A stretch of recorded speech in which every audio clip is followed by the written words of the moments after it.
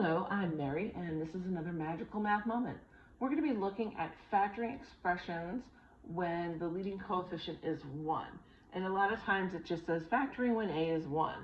What they're talking about here is when you have a quadratic expression, ax squared plus bx plus c.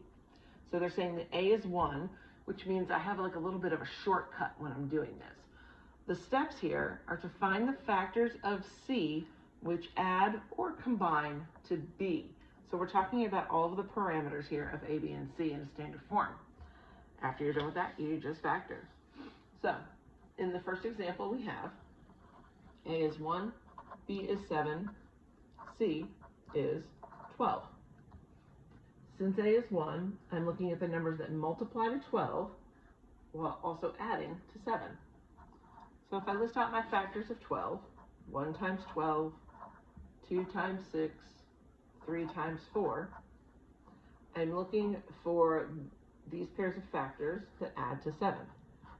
This one's not too difficult, so hopefully you kind of see it right away.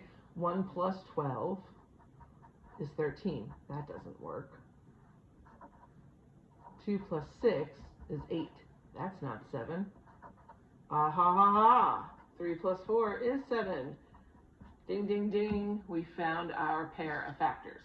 So to write our answer for this, our factored form, is just to set up our parentheses. I like to call these cannolis because really, who doesn't like an Italian pastry? We're just gonna go ahead and put an x in the front. So whenever your a value is 1, whatever your variable squared is, you're just gonna throw its square root down here in front. These were both positive, so we're going to put positive 3, positive 4. Again, the order doesn't matter. We could say x plus 4, x plus 3. Just make sure that the signs are consistent. Okay, there's your factored form. Where it gets a little sneaky is when you've got negatives. So, again, here the a value is 1, b is negative 6 this time, and c is positive 8. So I'm looking for the numbers that multiply to 8 but add to negative 6.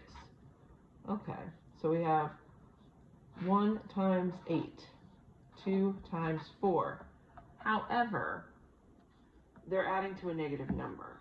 So the other option is negative 1 times negative 8, negative 2 times negative 4. Now I'm hoping as you look at this, you can identify the pair that's going to add to negative 6. Did you choose negative 2 and negative 4? You are correct.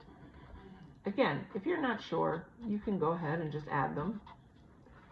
Again, at some point you're going to want to be doing this part in your head. And it's just like anything. The more you do this, the easier it will get, and you will be able to do this in your head without writing it out. But in the interim, if it helps you to write it out, write it out. There's our pair of factors. We're going to go ahead and set up our cannolis. I'm taking the square root of x. Oh, I just noticed something too. I was copying this fast. This should be either a y squared or an x here. Oh, silly Mrs. Jewel, you went too fast.